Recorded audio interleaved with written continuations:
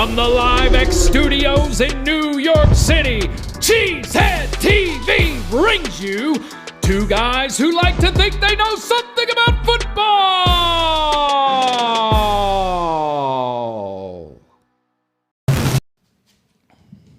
Good evening, everyone, and welcome back to Packer Transplants Live. I am Aaron Nagler, and joining me, as always, is my co-founder at Cheesehead TV, Mr. Corey Behnke. I am coming to you live from our New York studio. Corey comes to us live from Green Bay, Wisconsin, across the street from Lambeau Field, and we are ready to talk some Packers. What do we have on tap today, Corey?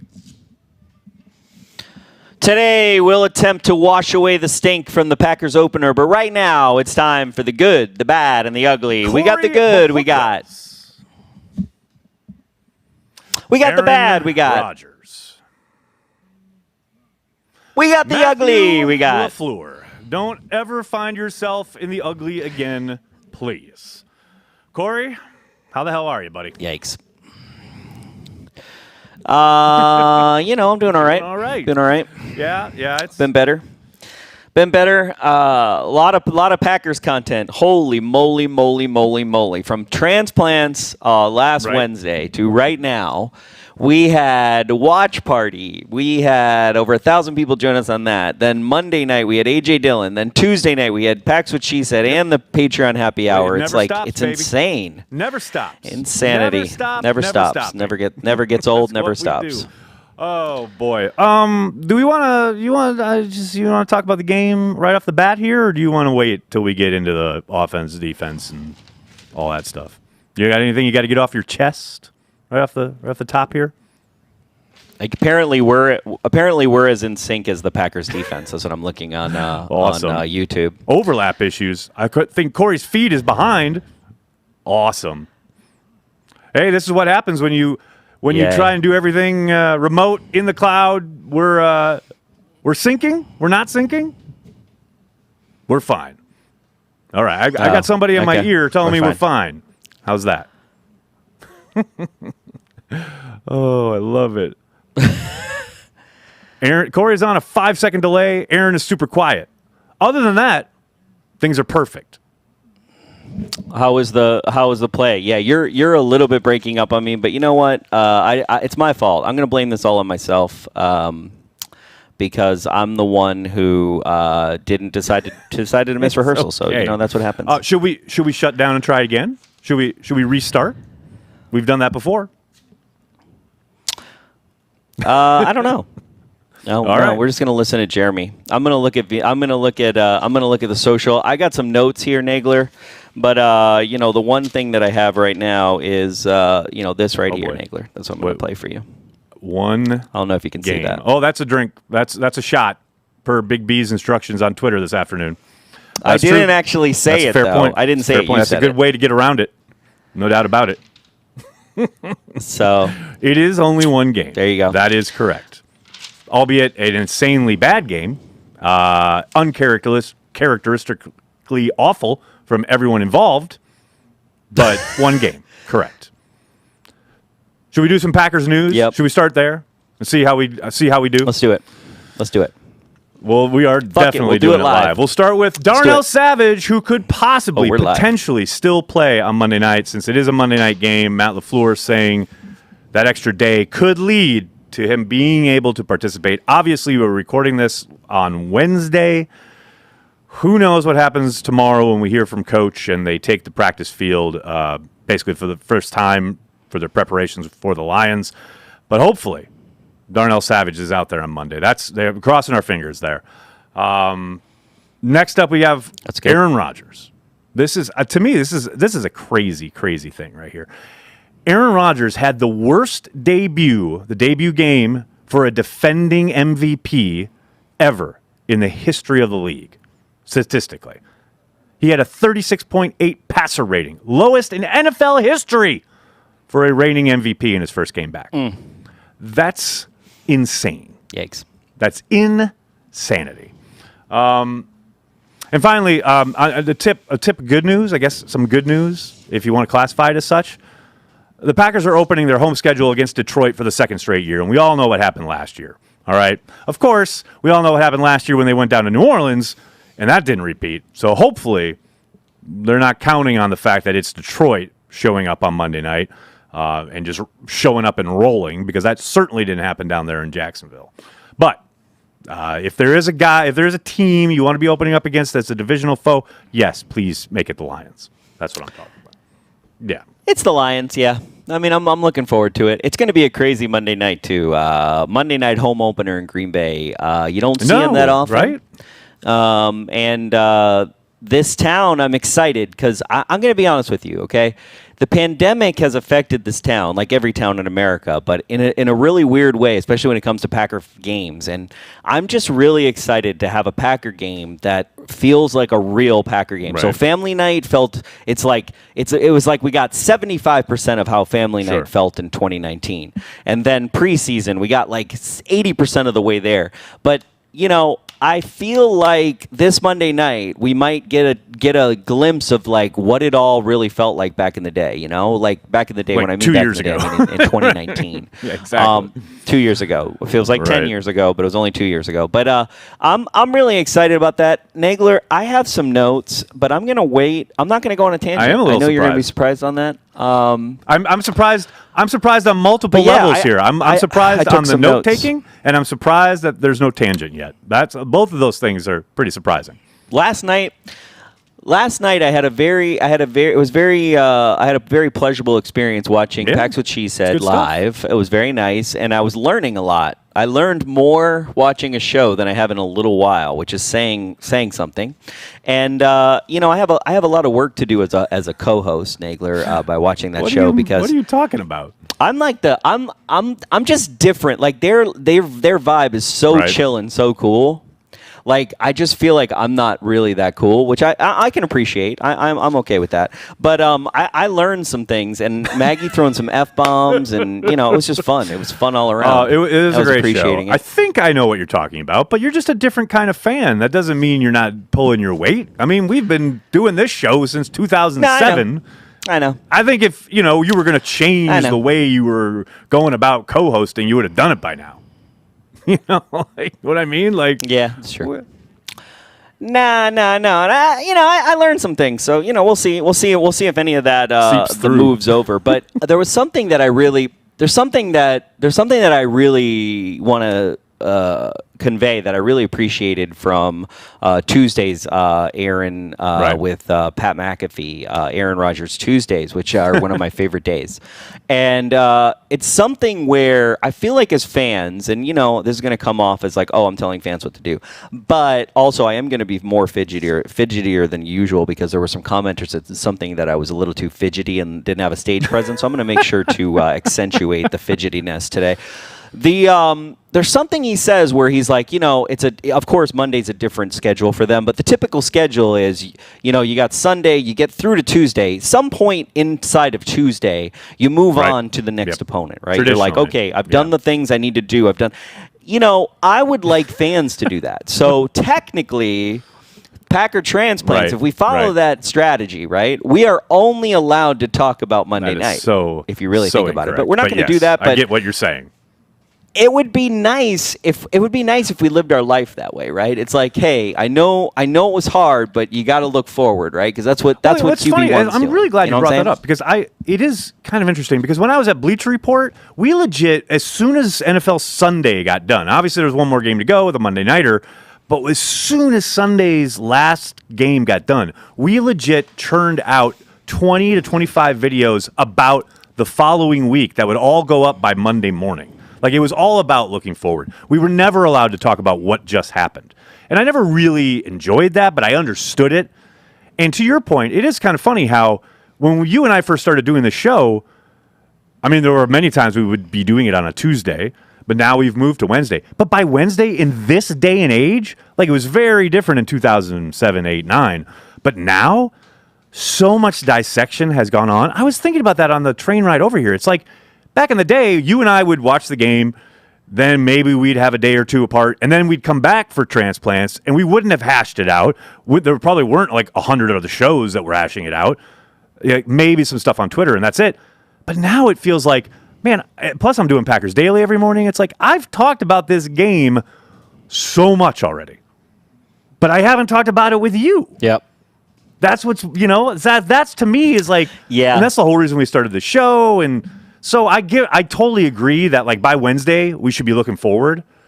But man, I like talking Packers with you. You know what I mean? Yeah, I hear you. I'm with you. No, I'm here to talk about Packers. I agree with your sentiment. You know what? I don't want to get anybody drunk. Yeah. I just feel like maybe for myself, right? It's like we get so bogged down in like how it went. It's like we got to move forward. But you know what? I'll be honest with you, okay? I know we're going to talk about offense next, and I got to be honest with you. I was kind of in shock. I definitely felt like the offensive juggernaut was going to come out, and I didn't see it. And I know there's a lot of reasons that didn't happen. But I'm still a little bit in shock. I got to be honest. There's a numbness, right? Like there's a sense of disbelief. Like here's the thing. Okay, here's my question. Okay. Here's my question. You said this in the Patreon happy hour yesterday. Either you did that or Maggie and Perry brought it up. But somebody brought up, is the Saints the best offensive line the Packers will face, and why? I did. Because I think you said this, right? I said, okay. So where do you pull that out? Where do you pull? They could be, right? So, okay, because I was going to do some research, but then time got away from me, and here we find ourselves. But is that really the truth? Because I didn't want to challenge you in the Patreon, but I'm like, where are you? Because that's significant, right? Absolutely, that's a significant, it is and key point to me. They were, and by every metric as far as the people that do that kind of thing, right? If you're looking at Football Outsiders or PFF, both of them had the Saints' offensive line graded very, very highly last year. All you got to do is go back and watch the tape from last season's game. They had real trouble generating a pass rush when stuff didn't hold up in the back. So by both metrics and the eye test / tape study, they were really good last year, and they returned most of their starters. I know somebody went out really early in the game, and that affected things a little bit for the Saints, but couple that with the game plan that Sean Payton had, and that is one of the both best offensive lines they'll face all year, along with probably the best or one of the best. I mean, they're going to get another juggernaut, not this week, but the following week when they go to San Francisco and face Kyle Shanahan. But, Sean Payton's one of the best in the business. So you put those two together, and that's why I understand the frustrations, and we'll get to this in the defensive part, about the defensive line, about the fact that they couldn't hold up, etc. But it wasn't that much different last year against the Saints.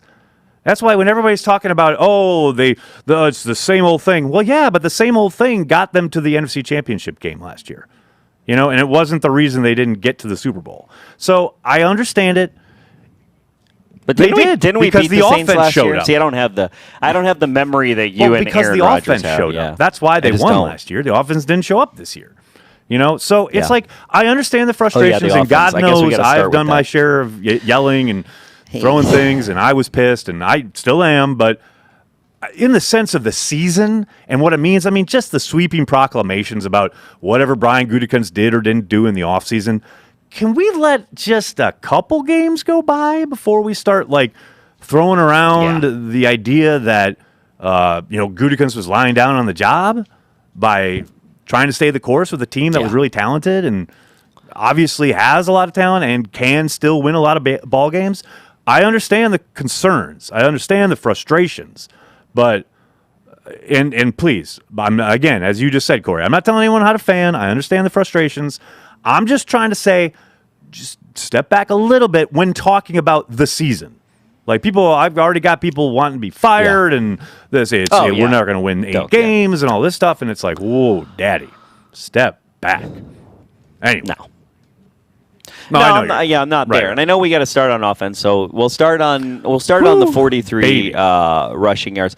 But here's the thing. The number one thing I had on my little note sheet: abandon the run. So for Jeremy, we're in offense now. We're back. I went on the tangent. Total I said rushing I wouldn't. yards. I lied. Okay. Lowest output since week 16 of 2016. Rushes. 14 rushes. Well. What? Okay, so then I had this question, Nagler. I was listening to the Patreon happy hour, and I came up with a question, and I think it's kind of what you were alluding to. But is it easier? Okay, Is it easier to run a balanced attack, meaning, whatever you want your percentage of run pass Never to be really thinking overall 50-50, strategically? but yes, exactly. Right. Yep. Whatever your thing is, right? I would, if I was the coach, I would be Dink and Dunk City. It'd be 60-40 probably, right? But also, to me, if you're in Dink and Dunk City, then in Dink and Dunk City, a Dink and Dunk stands for a run sometimes, so there's all that, right? So, but here's my question. Is it easier to run a balanced attack when you don't allow your quarterback to call plays at the line of scrimmage? Whoo, baby.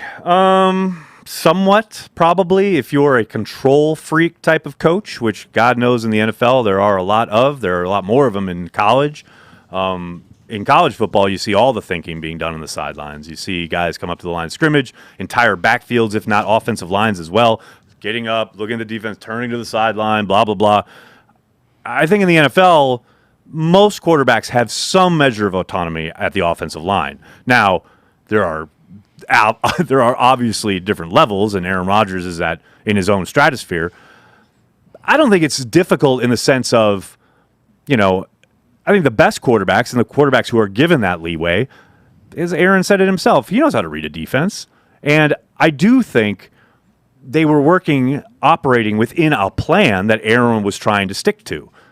So that's why, and I think I mentioned this on Happy Hour last night, it's hard for me to ever separate the two. Like, people want to get mad at LaFleur or mad at Rodgers. It is absolutely a tandem, a duo that is completely responsible for everything we see. Whether it is Aaron Rodgers checking out of or into whatever, that is not something he's doing on the fly. Now, every once in a while, very rare occasions, yes, he is probably what they would term drawing it up in the dirt. But that's once in a blue moon.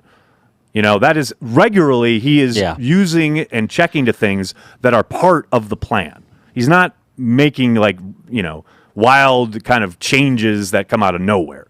So I don't think it's harder if your plan is about being balanced or your plan is about running the football. The problem for the Packers, especially on Sunday, was it so clearly wasn't. And I think they really got caught off guard. And they said as much in the postgame, both Aaron and Matt. They did not expect to see as much two-man as they ended up seeing. And for whatever reason, they were unable to kind of counter that, which anybody who's ever watched, played, whatever, been around football any amount of time knows, run the ball. Get them out of that too-high look. For whatever reason, everybody saw it. A.J. Dillon rips off a couple nice runs and then is basically forgotten. Aaron Jones, who is proven, I don't know how many more times he has to prove it. This offense is on a completely other level when he is the focal point.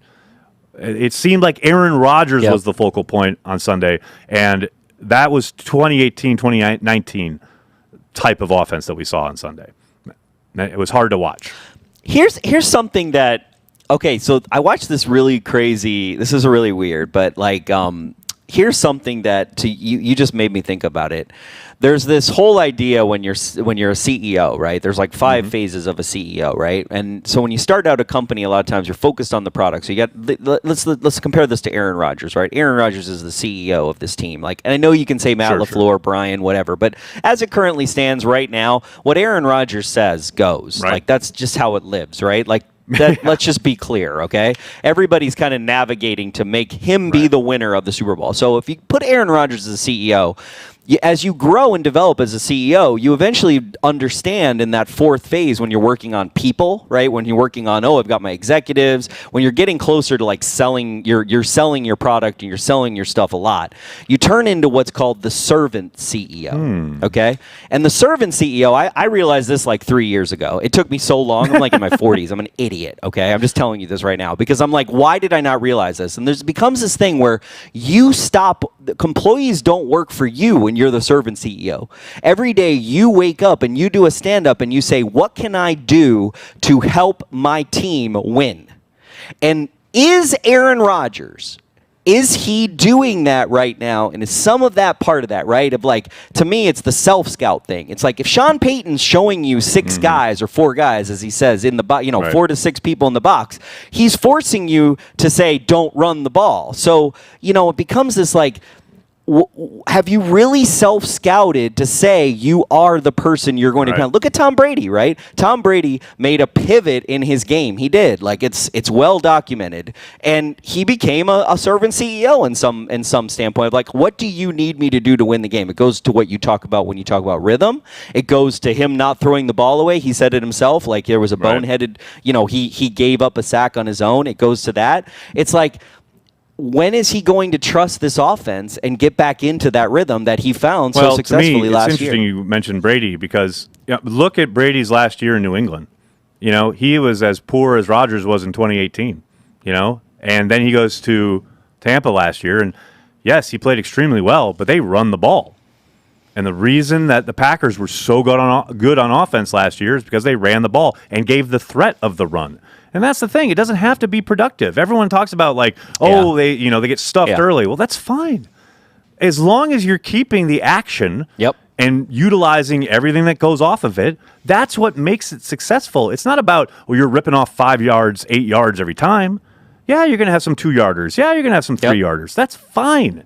But to get completely away from it, and I know what their response would be if Matt and Aaron were here, which of course would never happen, but if they were, what they would say, yes, exactly, both at the same time right here on the sofa in the studio. But what they would say is we didn't convert on third down.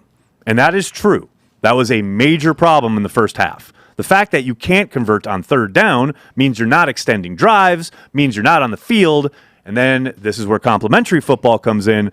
The defense can't get off the field either. They're allowing 15, 16-yard drives or 15-yard play drives that don't allow the offense to get back on the field and try to get into the rhythm, So it is a snowball effect, and I understand the idea that, okay, if we would have had more opportunities, yes, we would have run the ball more. But I would submit to the hologram ghost versions of Matt LaFleur and Aaron Rodgers who are here in front of me, I would submit that repeatedly putting yourself into disadvantages, is that a word? Bad situations. How's that? Bad situations with your early disadvantageous your situations. Early down play calling is what led to your downfall in that first half. And it was just kind of mystifying, especially since I know they know this. And that's what's so weird about it. And it felt like, and I highly doubt this is the case, but it felt like it was a nod to Aaron for coming back, and they got back to the 5 wide stuff, the empty stuff, and trying to throw it all over the place. And they weren't ready for Dennis Allen to go, yep, just going to play 2-man. Oh, okay. Mm-hmm. And it felt like, I don't know, like they just thought they could just be old school Aaron Rodgers. But old school Aaron Rodgers is long gone. He's long gone. He won an MVP last year playing within the structure of this offense. Right. And they need to get back to that. But old school Aaron Rodgers, to be clear, is a person who cares about the fundamentals, Aaron Rodgers. So, it's like there's 2 Aaron Rodgers, right? There's last year's MVP, and then there's the guy who won XLV, right? And they are different people, and they've learned a lot. Much like, you have a Johnny Blood, Curly Lambeau old-fashioned, and you have a Vince Lombardi old-fashioned. They're both valid. They're both good. I prefer the old school. I prefer the greatest generation drink over the 50s because the 50s were trash. But besides Vince Lombardi, do you remember when we used to do? You just mentioned 2010, 2011 Aaron Rodgers. Do you remember when we used to do "Why Run When You Can Win"? Remember that? Remember "Why Run When You Can Win"? That was 2011. Yeah, I do. Now. Well, we were, but you know what it is now? We were dinking and dunking. Because you had 2011 Rodgers. But with 2021 Rodgers, you know what it is now? We win when we run. We win when we run. I hear you. It ain't why run when you can win anymore. It's we win when we run. Put that on a T-shirt. That is going to happen. That is 1,000% going to happen. Okay. Should we keep going on this offensive side of the ball? I mean, we're okay. Yeah. I mean, this kind of just goes into everything we were just talking about. But can we shoot the 5 wide empty into the sun? Can we just take it and absolutely murder it and just incinerate it? Okay. I don't want to smother it in a pillow. Here's why. Okay. I agree with you. Okay. I agree with you. Okay. But here's the thing. Okay. Oh, there is nothing more attractive. Okay, I don't know why. Maybe it's because I'm used to Donald Driver. Right. Maybe I feel you. I just there's this feeling in life when Brett Favre or Aaron Rodgers is on the field, empty back, and you got 5 motherfuckers ready to take on the world. I know. There's just this vibe. You know what I mean? It's 5 wide's got a vibe, and I love it. I hear you though. It's like playing hurry up the whole Here's game. the thing. It's like, really? Here's the thing. I don't mind it as a wrinkle. I don't mind it if it's used very judiciously. I don't mind it if I see it 2, maybe 3 times a game. You know how many times they ran it? You know how many times they ran it against the Saints? Out of 52 plays, a lot. They ran it a lot, 7 times. And it's not even sound or feel like a lot, but that's a lot. That's like 13% of your offense, essentially. Oh. And that's courtesy I would have thought of it was Pro Football more than Focus, that. by the way. Had to look that one up.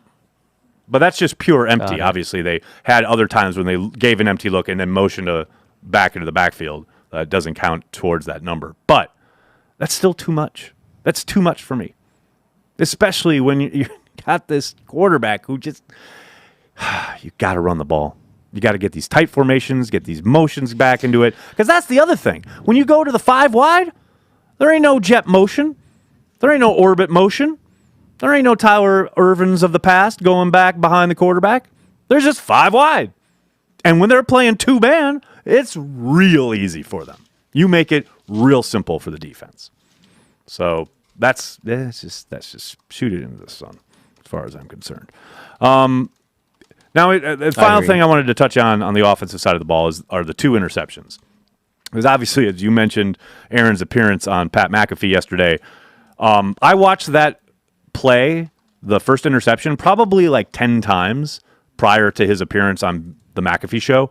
Never once noticed the nut shot. But the moment he said it, I was like, wait, what? Yeah, and then I went back and watched it. Yes, 100%.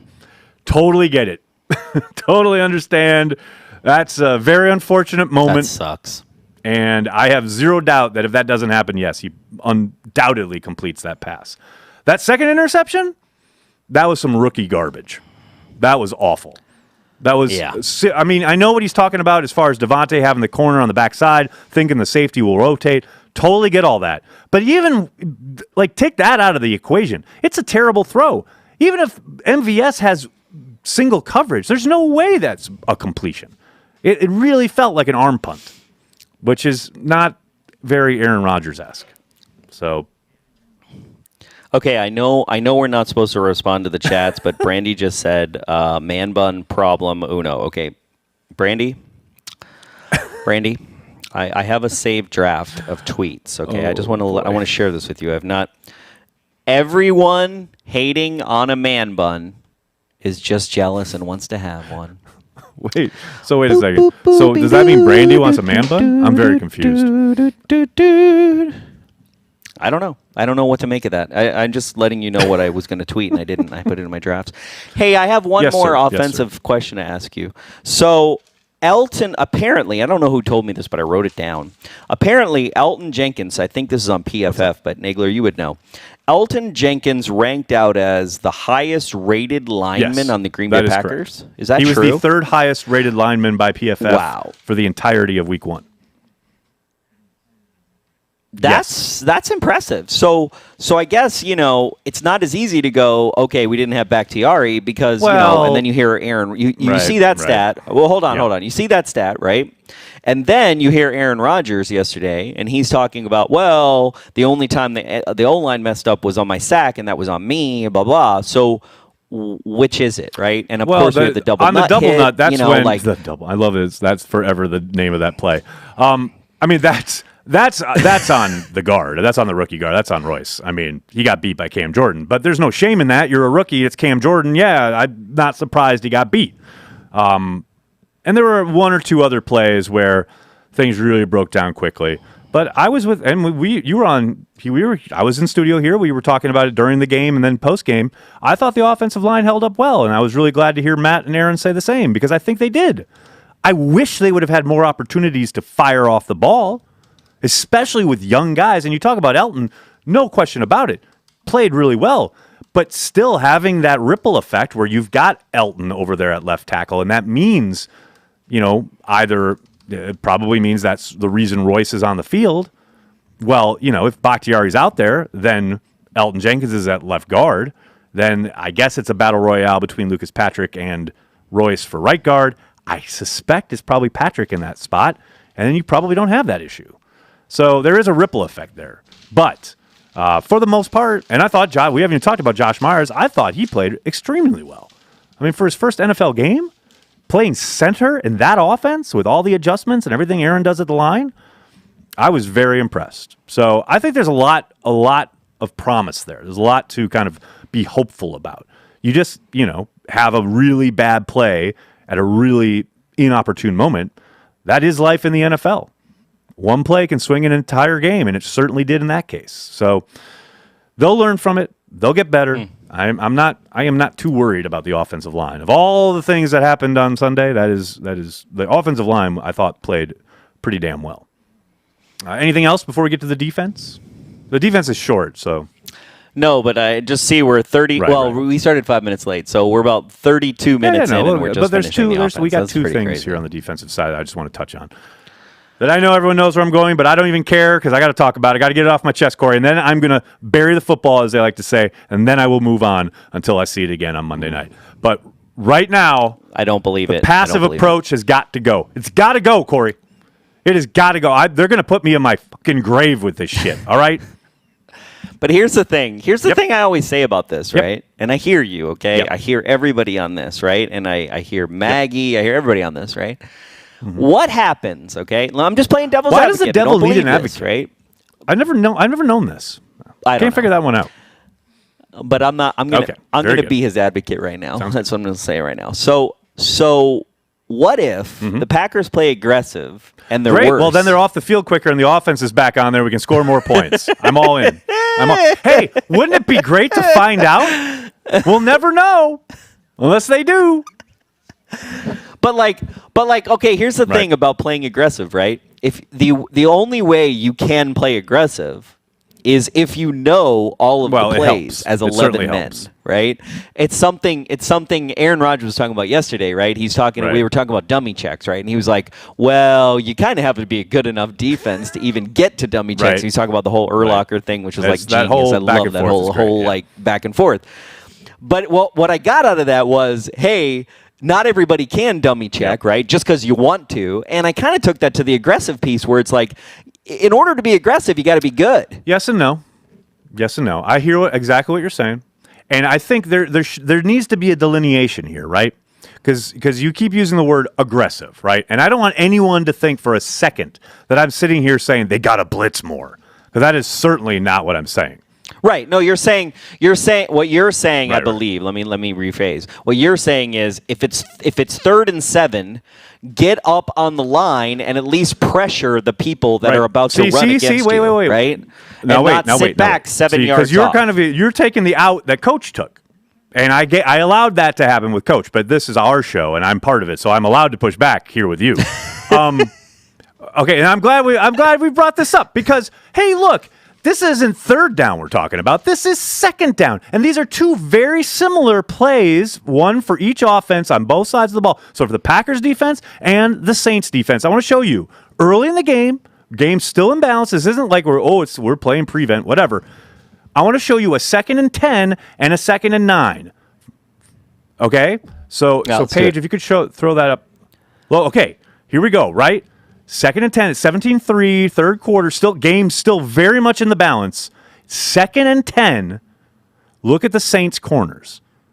Every one of them. Now, this is classic two-man. So the other safety is off the screen here. But you've got two high safeties. Every corner is up on a man. And I'm not even saying you got to press him. I'm not even saying you got to hit him. But they're up, right? They're dictating. They are actually trying to disrupt whatever it is the offensive players are going to try to do. Now let's take a look at a 2nd and 9 for the Green Bay Packers defense. Earlier in the game. Are you kidding me? This is a Sean Payton offense you're going against. And You're scared of what? They were down to the milkman and his friend at wide receiver. They have Jameis Winston, a reclamation project, who is known for throwing 1 billion interceptions every single week. And you're giving Sean Payton this? How high were they when they drew up the game plan? That's what I want to know. And it's not just a game plan thing. It is repeatedly down after down after down. Free releases, free reign. Come on into the defensive secondary. The water is fine. Until there is some kind of reckoning with that, we are going to continue to see teams go, thank you very much, thank you very much, thank you very much. It is way too passive, and opposing offenses are going to continue to love it. That's all I got to say about that. That's it.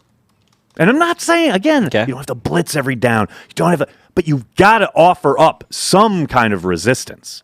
That's all I'm asking for. Try to dictate. Try to make life difficult for them. I just can't. I just can't, Corey. Another thing I can't. Okay, Corey. I understand the game was most likely. I think there was a glimmer of hope if this play had stood. But most likely the game is out of hand and done, buried at this point, right? But this play is still pissing me off. The NFL still not getting this right. And I understand it's the discretion of the official involved. It's ridiculous. But holy Mother Mary of God, does this make me mad. It is football, and this is the quintessential flag 15 yards playing football penalty. If we could roll this here and listen to Troy Aikman here. So they get Za'Darius Smith for this, which eliminates the interception. I'm trying to figure out where the penalty is. So am I, Troy. It's been 3 days, and I'm still trying to figure it out. You know what he was penalized for? Well, making it look bad. It looked painful. But here's the thing. Can't we appeal that? Non-reviewable. No, but can't we I'm sure they sent it to the league, but what good does that do? It doesn't do any good.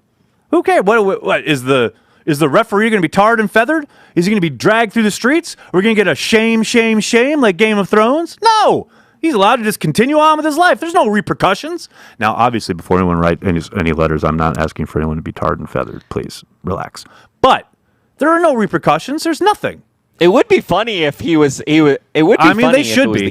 At least, right? Shame thing. We should at least get some kind of high sparrow treatment there, man. But I know. It's immaterial in the outcome of the game.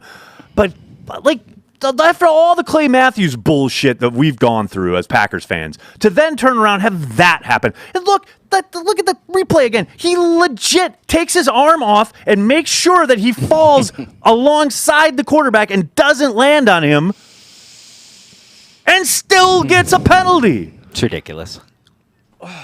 It's ridiculous. All right, I'm sorry. It just drives me insane. It drives me insane. I wanted to take a quick look at the Lions because last week we didn't really do much of a kind of a look forward as you were talking about at the top of the show. So we haven't done any look forward. We haven't done it. We normally don't do as much look forward. So let's do that real quick. Show. It's kind of interesting. It's really hot in the sunroom. Okay, did you pick the time of the show? Because you wanted to make sure we didn't have people late. What happened? At the studio. Holy crap. Now you know. Now you know my training campaign, sir. Now you know. I'm fine with it. I'm fine with it. I'm just like, no. I meant back in the day. Remember when we were on the roof? Oh, yeah. I didn't even have air conditioning up here, and then I was like, we need to have it up here. Holy moly, the sun's beat. I'm gonna have sunburn on my neck. I love it. I love it. I'm ready for Monday night. Oh, my rowdy friend. Let's let's talk about just real quickly. They allowed 442 yards, including 314 yards passing against this style of offense. We know Shanahan, and that's the stuff that LaFleur is running. So hopefully there will be some opportunities against this Lions defense. They rank 29th in DVOA. That's bad. DVOA is a Football Outsiders metric. If you don't know what it is, just Google what is DVOA, and you'll be taken to a page at Football Outsiders. It's kind of one of the. It's kind of one of the dumber ones. I'm down with DVOA. I think it's pretty good. What's the dumb one? There's one dumb one they make. Football Outsiders. There's one where it's like PFF too. There's a couple where it's like it makes a run no metric sense. or whatever. Blah blah blah. No, DVOA is pretty good. The problem with DVOA for me is where the Packers fall this week in comparison to the Lions. The Lions are 29th. That's bad. Guess where the Packers are? 32nd. 30. Yeah, that's the worst in the league. I don't like you, Nagler. For those of you scoring at home. Nagler, I don't want to do this show if you're going to. Finally, Jared Goff threw for 338 yards and 3 touchdowns versus the 49ers, and some would say, it was later in the game, blah, blah. It was a legit comeback. I thought at first, like, oh, yeah, 49ers got out to this huge lead, and then they just coasted, and they were playing prevent. They weren't playing prevent. Like, Goff legit, like, moved the ball as that game went on. So, Packers better come correct is all I'm saying. That defense, Green Bay, I'm going to be so unhappy if they move the ball. And I know Goff came into Lambeau last winter and with the Rams, and he did throw some stuff around the yard and did some nice work. But I'm not here for it. I mean, here's the thing. Have we created a world in which the Packers have to destroy the Lions for us to have faith back in the Packers? Have we? Like, is that what social media is all about? Big part of what social media is all about, no doubt.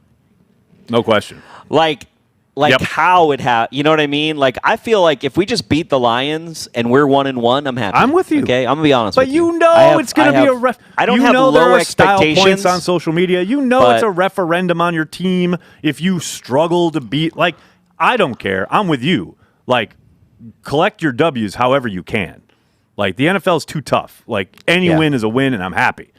But yes, you know there's going to be all sorts of nonsense online if they don't look great, if they don't roll, if they don't steamroll the Lions. You know that's coming. I guarantee it. I'll bet you're going to be there Monday night. It's going to be a lot of fun, blah, blah, blah. Game's going to be over, and you're going to be, like, lighting your fire, and you're going to be like, oh, this is great. And then some jerkwad is going to be like, yeah, but we didn't really kill him. Like, that's a lead pipe lock. Like, that is absolutely happening. No question.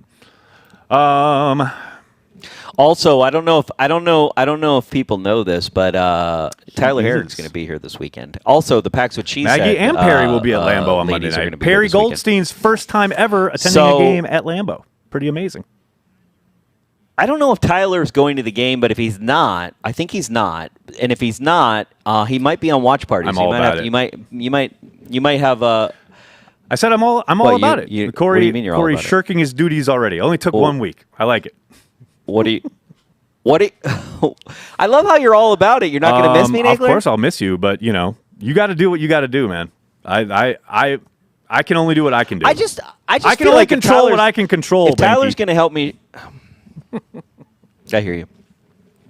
I feel like Tyler would be good with you. He can maybe temper you a little bit. Nobody needs that. That's very God true. knows All I right, you ready? We got to get going because we're going to be late. We're already late. Let's do it. Roll it. I'm ready. I'm ready.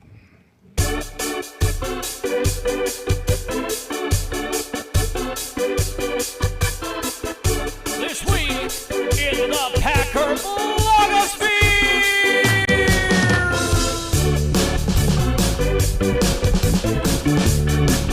That's right. It's This Week in the Packer Blogosphere, the return of that venerable series. Corey Behnke. I got a couple things here. First, I want everyone, and I mean everyone, watching this or listening to this later on the podcast, please go and watch Matt Mamba's latest video on the YouTube channel. Unstable Packers fan. So funny. He's going to be doing that every week. I love it. I cannot encourage you enough to go watch this video. It is so much fun. I was going to play a tease here, but no. Just go watch it. I just want everyone to watch Unstable Packers fan. It's so hilarious. I watch it twice. I watched it twice. Next up, I wanted to give a shout out to Kurt Benkert and also Kurt Benkert and Tom Grassi. Their stream last night was a lot of fun. I checked that out. And then afterwards, Benkert hopped on Twitch and was streaming his Madden game. And I just wanted to play this clip because Kurt, man, do I feel you here, brother. Like, I just, for anyone who was about to watch this, a whip route is where the receiver is supposed to dash kind of inside, make it look like one thing, and then go back out. And, you throw out to that wide receiver. And in this instance, probably what should be a touchdown. But then this happened. And Kurt just, the way he speaks and talks while this is going on, I've never felt like I was looking in a mirror before because it fed my soul. I felt You felt so seen. All you right, felt let's seen. roll it. This game, man. What is that? What is this, dude? Did you guys see that? It was a whip. It was a whip, and he threw it inside.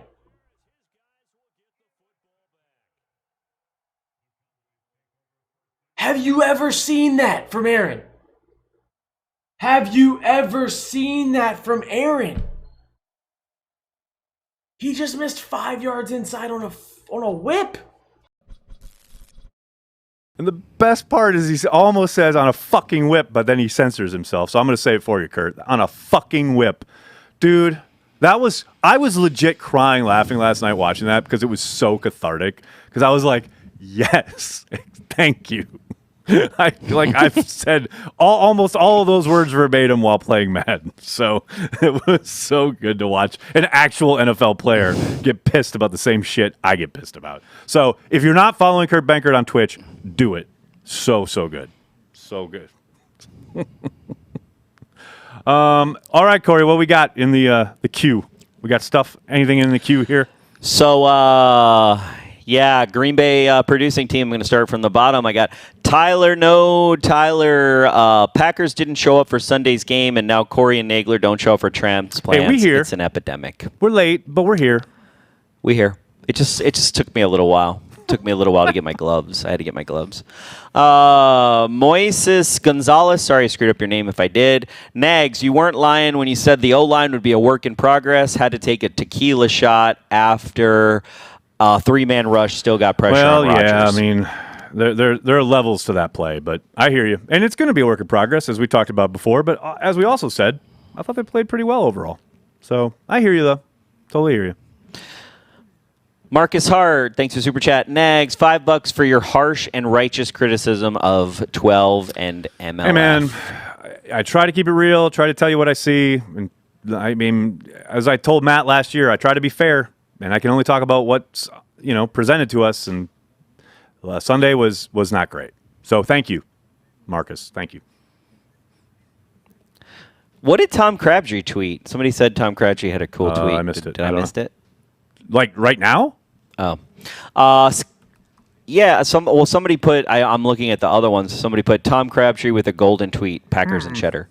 Let me go to the next one. I got to check it out. Scott Dockendorf, excuse me. What's up, Patreon cheeseheads? Go Pack Go. What's up, Scott? Go Pack Go, Scott. Thank you, buddy. Thanks for Super Chat. Thank you. Johnny Rivers. I got over the game being the drizzling shits the moment I heard my hero Norm had passed away. R.I.P. Norm McDonald.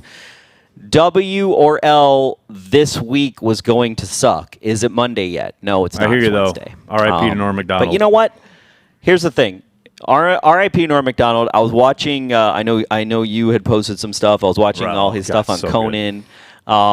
The guy, it's funny. Everybody says he's a genius comic. Obviously, he's probably the driest. This is one of the driest comics ever. He's one of those, like, I remember growing up, he was an acquired taste for me, and then once you acquire him, it's over. Like, he's hilarious, but he does take some getting used to at first. But R.I.P. Norm McDonald, true comic genius, no doubt about it. True comic genius. Uncultured. Oh, the other thing I'm going to say, Johnny Rivers. Here's the thing. It's Wednesday, so we got Thursday, Friday, Saturday, Sunday. We got a whole weekend. Live it up, man. Live it up. It's a good time. Good time to be alive. And you know what? Wisconsin, I'm going to say right now, if you're living in Wisconsin, which if you're not living in Wisconsin, like, what is your fucking problem in life, okay? But if you are living in Wisconsin, the great thing about Wisconsin, okay, and now having lived here almost a year consistently, is the weather to die for. So, like, this is one of our last weekends. Live it up, live it large, do what you need to do, and make it happen. Steve Miller's got a super chat. Steve, a wise woman once said, where's the beef? Give me some 3 tight end sets. 3 tight end sets. So, wait. So, can we even successfully manage a 3 tight end set at this point? We're gonna Mercedes Lewis. We're going to talk to Justin Tunyon Houghton tomorrow, so Sternberger. I will ask him about it. I love that idea. I'm all in.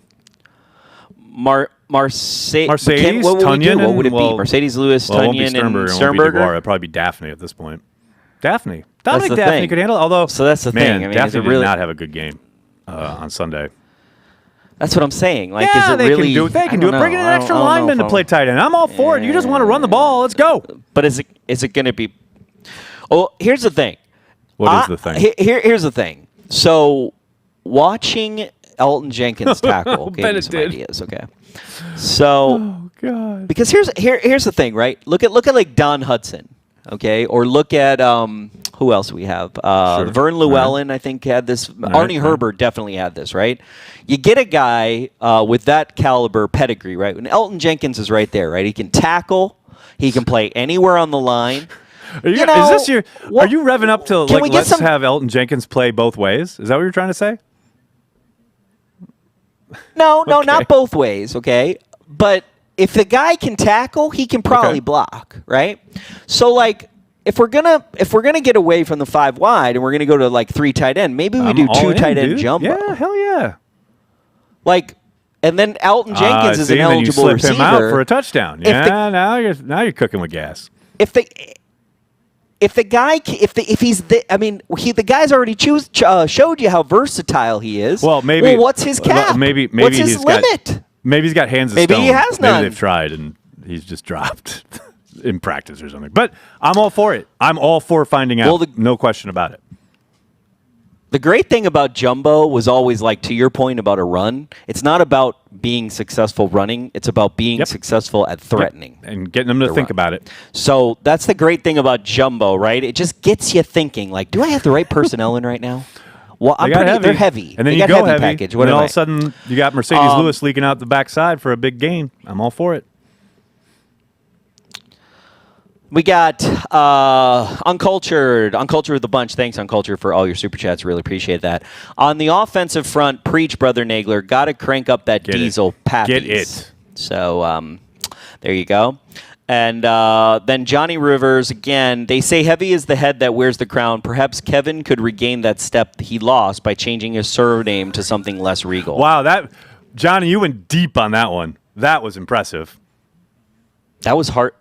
That was so smart. It was hard to read.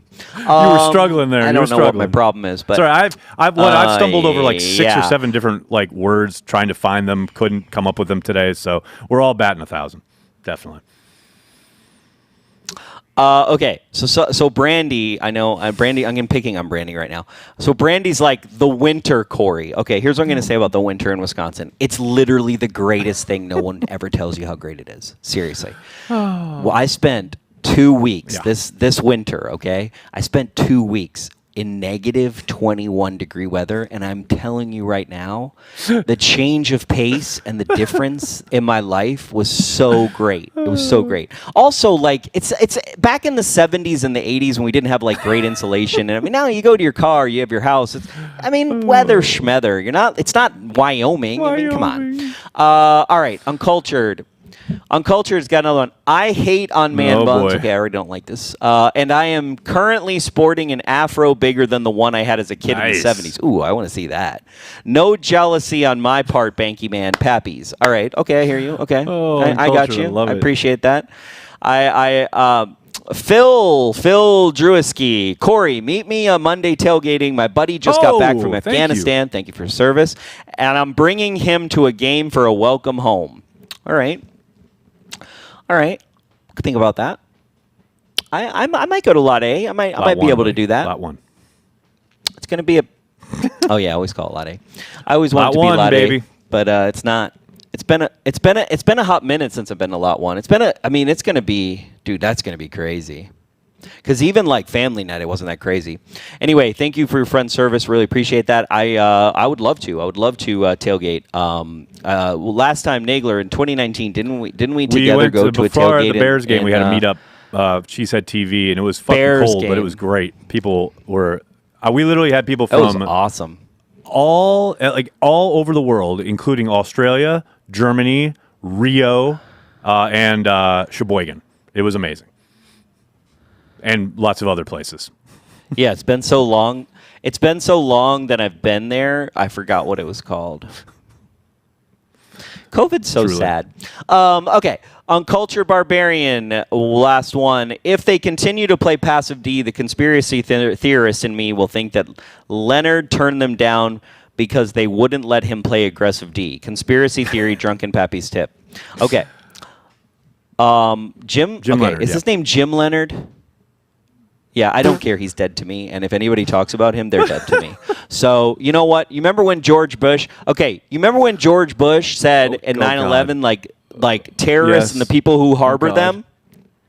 Jim Leonard made me not a Badgers fan anymore. Because he basically... Him turning down the Packers, now Madison harbors him. No, he's dead to me. So he's wait, dead to me. so Madison is Afghanistan in this scenario? Is that what you're telling me? Madison is harboring a terrorist. In my opinion, Madison, you're harboring a terrorist. God. I can't wait for the angry bot tweets we get off of this one. I can't wait. If you're a Badgers fan, come at me, bro. Come at me. 1952 is the last time they won a championship. 1952, get out of here with the Badgers crap. I can't. Okay.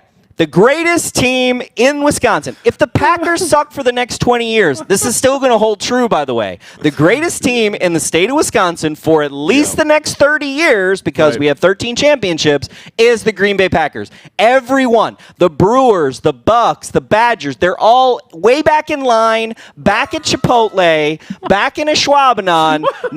They're not even carrying the water for the Packers. They're not even like at the selling you brats at the tailgate. They're not even at the tailgate.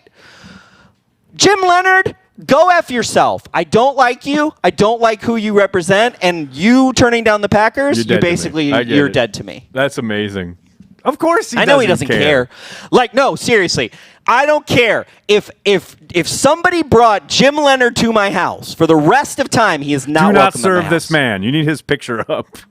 Do not serve this man. Yeah, I'm gonna put his picture up. It's gonna be like when they have the check and it's like, don't accept a check from this person.